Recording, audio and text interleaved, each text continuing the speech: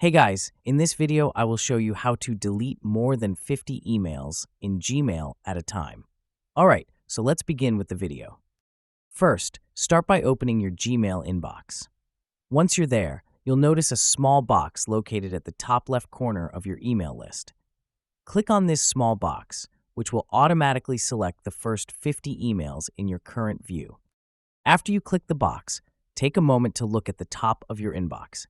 You'll see a message offering you the option to select all conversations in the entire label, in this case, usually your inbox. Click on that option. It allows you to go beyond the initial 50 emails and include every email within your inbox, possibly reaching hundreds or even thousands of emails at once. With all the desired emails selected, the next step is to find the delete icon. Look towards the top of your inbox for an icon that resembles a trash can. Once you've located it, simply click it. This action will move all the selected emails into your trash. Keep in mind, emails in the trash will be permanently deleted after 30 days unless you choose to empty the trash sooner. And that's it.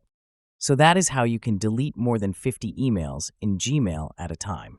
So that's all for this video. Thanks.